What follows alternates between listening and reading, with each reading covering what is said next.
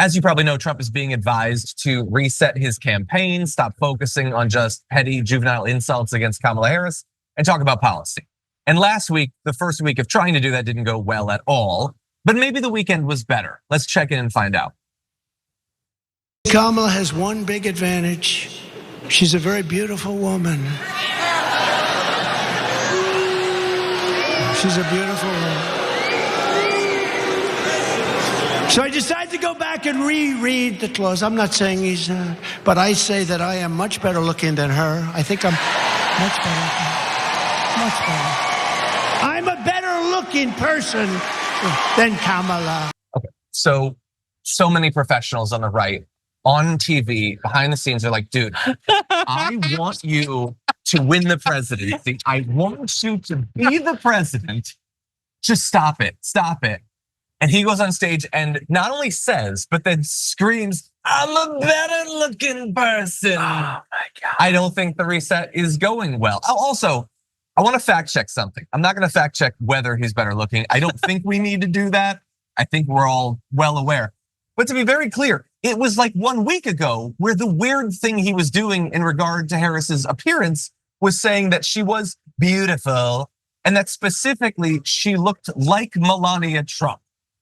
So 1 week you're saying that she's hot and you're into her, and then the next you're angry that people are saying she's hot and that you might be into her. That's so weird, man. A storm is tearing up the digital media industry. Only our audience can save us in these difficult times. Help us reach our goal of 100,000 new members at tyt.com/team. He's flailing. It's so sad. The problem with people like Trump, who are like business people and shameless promoters, is he has this really great ability to just pretend he wasn't flailing for a while. So we have to remember all of these amazing moments and the different approaches that he tried to take toward messaging against Kamala Harris. This is the first time I've ever heard someone say that being beautiful is somehow a bad thing. Like he's complimenting her. Is he trying to be classy? Okay, because he completely counteracts that the moment later when he says, I'm prettier than her. Well, he previously had appeared to compliment her when she said she was beautiful. Now, a lot of people interpret that not as that much of a compliment, considering that he only seems to put any value on women to the extent that they're beautiful. So it's a way of sort of like putting her in a box. But now, I guess he's just so generally mad at her that he doesn't even want her to have the thing he already gave to her. And when you are screaming, like, they say, the king doesn't have to tell you he's the king. Well, like, if you need to yell at people that you're hotter, I think you've lost at that point. Like, and to be clear, we'll talk more, but in terms of the reset and the flailing, look, he did a whole long rant about how he doesn't ramble, and it was quite a ramble of a rant. We're not gonna do that.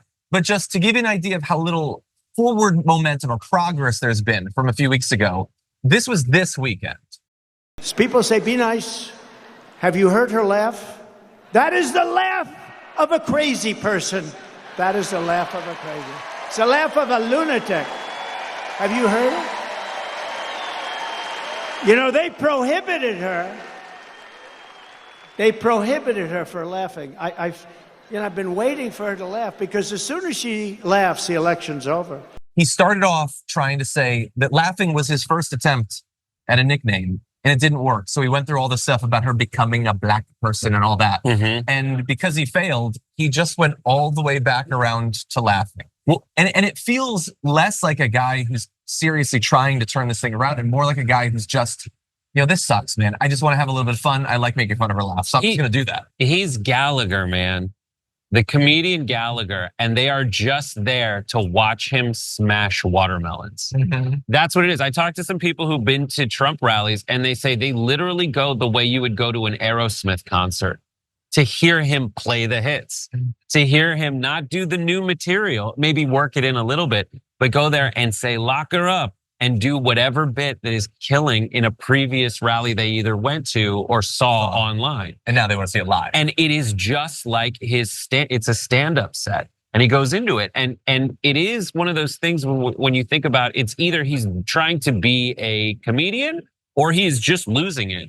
Because I know we have a friend here who at the RNC was watching him give his actual planned out speech, his keynote speech on the Thursday night of the RNC. And she started taking notes because she could also see the teleprompter. And she was writing down notes on everything he said that wasn't in the teleprompter. All those things that when you think back on it were like his like, I'm going to say there's crazy people on the other side. It was 7 pages of notes of stuff. Wow. Not on teleprompter. It's like a whole speech almost. Yeah.